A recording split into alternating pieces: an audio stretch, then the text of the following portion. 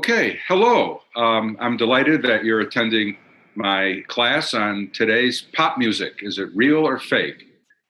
This is something that has attracted my attention because I'm in part a musician as well as a active scientist at Syracuse University. Many of you probably listen to pop. Well, some of you probably listen to pop music. Many of you may not, since this is Oasis. And you may be familiar with an image such as I show here of a cartoon where, in this case, the little girl is saying to the man, "That's not music, it's just noise. Why don't you play something with a tune?" And her father is playing this pop music by Clash. Well, I became quite interested in this whole issue of whether music today is any better or worse than in the past. And I do play some music. I recently have started a career as a sideline jazz guitarist. And so it's a little image here showing some press on it from my university. So the question is there such a thing as fake music? We hear a lot about fake everything today in the news, right? We hear about fake news, alternative news, etc., in the political arena. But one could ask, is there such a thing as fake art or fake music? Now, we've probably heard about fake art. For example, here's an image of a Van Gogh painting. One side is fake, and one side is, in fact, done by Van Gogh. The fake is on the right-hand side. And so there is such a thing as fake art, and the art world recognizes it. And insofar as music can be considered an art form, is there such a thing as fake music? So that's the question I'm asking. So what is art anyway? Well, I remember a number of years ago going to the Metropolitan Museum of Modern Art in New York and seeing this toilet by Marcel Duchamp. Now, Marcel Duchamp was a rather famous artist in the day doing modern art. And at that time, the MoMA, Museum of Modern Art, simply stated that art is anything made that invokes an emotion. It could be a happy emotion, pleasure, or just disgust in the case of looking at a commercial toilet that would sell for $10,000 with Marcel Duchamp's name on it. But again, Duchamp was a rather well-known artist, and he could really do some art. So here's another example of his work where you can see some rather elaborate draftsmanship in this piece of modern art. So he chose to take a toilet and consider that art, and because of his name, it was accepted, presumably, by MoMA. So I started thinking about this and wondered about music. Does music have an analogy for this? So what is music anyway? What makes it up? Well, Schoenberg, the great classical composer, said that music basically is ordering sounds in some succession, in a combination, to produce a composition with unity and continuity. And he also commented as well that it should be pleasing to the ear. Those who have listened to Schoenberg know that some of his stuff may not be as pleasing to the ear than other classical composers, but this is what his definition of music is. And so music consists of basically three parts. You have to have a melody, the song. There's usually a rhythm. And then also there's what's known as harmony, where you take more than one tone, which is a single frequency, a note, if you will, and you combine them together to come up with some sort of pleasing construct. And this happens in nature all the time, and some musicologists argue that's where music came from. People listen to birds, and I'm not sure they listen to drumfish under the water, but certainly whales like the humpback whale put together harmonies. So music is inherent to critters large and small, including us. Now, so what is popular music? And that's what I'm dealing with here. Is popular music today fake music, or is it real music? So that's the question. Well, what is pop music to begin with? Well, it's very clear, and today it's more clear than ever before, that pop music is designed to make money. This is music that's designed to make money, and that's not evil. Pop music all the time was generated to make money from Mozart on up. That's why they compose music, to make money, to make a living. But today, I think maybe we could argue that this design to make money has gotten to be far more intense than ever before, to the detriment, perhaps, of music. So, what is pop music today? Today, there's a lot of information out there on the internet and a lot of science being done on music. And so this is just one example of one person's view of taking music and classifying the music you listen to on the radio, which is where pop music is found, into its different genres or types.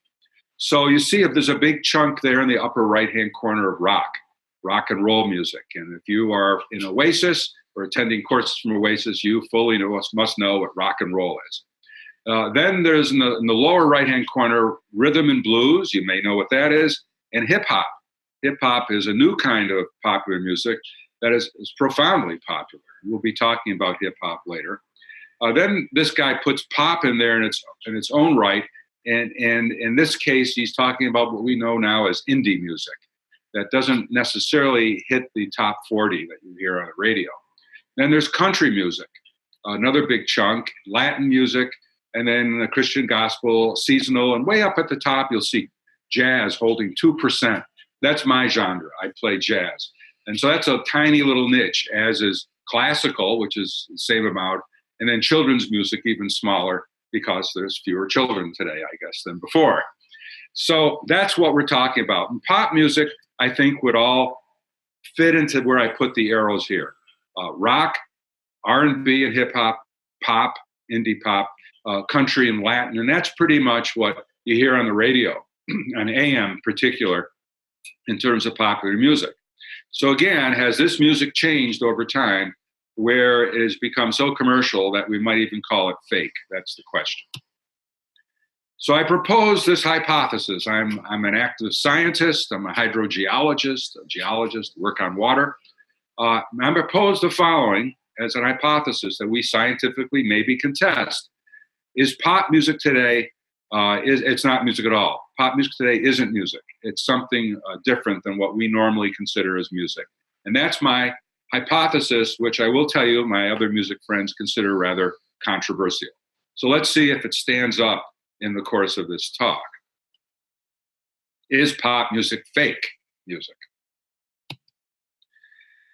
Alternatively, one could say pop music isn't music at all, but it's so designed to make money and to sell. It's so formulaically designed that it has somehow changed the nature of the music itself. And I threw up this differential equation here. It is, or an integral equation. It's nothing to do with music. But in a sense, I think that some music today, large part of the music today, is created in a way that is akin to actually having a mathematical formula in order to create a hit on the radio. Okay, so there's a prompt. I have to pick up my guitar.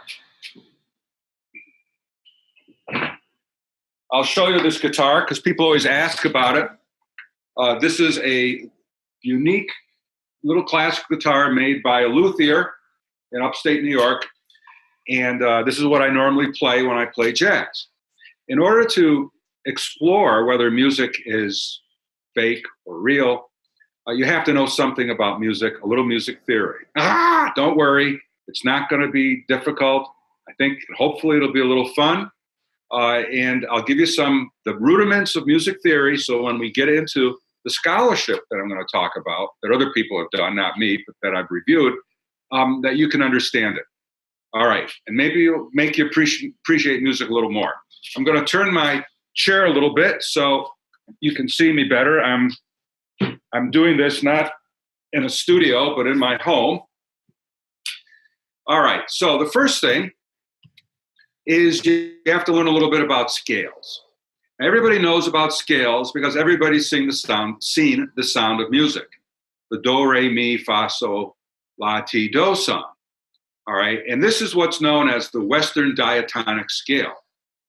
And so I'll play it for you in the key of C, which is the natural key for guitars. Anybody who's learned a little guitar knows you learn the three chords in the key of C, C, F, and G. I'll tell you what they mean in a minute. So we can start with C. This is do, do, re, mi, fa, sol, la, ti, do. I can't sing, and that's obvious. All right, I just play music. All right, so these are the 8 notes of what is known as the diatonic scale. And so when you hear about the scale of C, the first note is C. If you want to start in the scale of G, that's the first note, and it's G. Okay, that's pretty easy. Now, chords, which are the framework behind any pop or any other song, are combinations of notes in the Western diatonic scale. Now, these notes, C, D, E, F, G, A, B, C, of the diatonic scale, which are equivalent to do, re, mi, fa, sol, la, ti, do, these can be given numbers. So the root number is 1, that's C. D is 2, C is 2, 3, 4, 5, and so forth. Now, if you take the number 1, the number 3, and number 5 notes, in this case, it'd be C, E, and G, that makes a chord. That's all it is. A major chord, the big guy chord, all right? Major domo, all right? So that's a major C chord. And those who have learned the C on the guitar, that's all the notes. They're just repeating themselves. Okay, so it's really simple. C, E, and G. 1, 3, and 5. All right, so that is how a chord is made up. Just these are the 1, 3, 5 notes of the diatonic scale, starting with the name of the chord. Okay, now, there's another chord that you need to know about when we talk about music, and that's called a minor chord. Doesn't mean it's less important than a major chord, but you take the third note, so this would be the E note, and you drop it a half a tone. Ooh, it's kind of sad, and you can turn that into a kind of a sad chord. This E, these minor chords you see a lot in ethnic music, in Irish music, in Jewish music, in Latin music. You've heard that sound, as opposed to the major chords.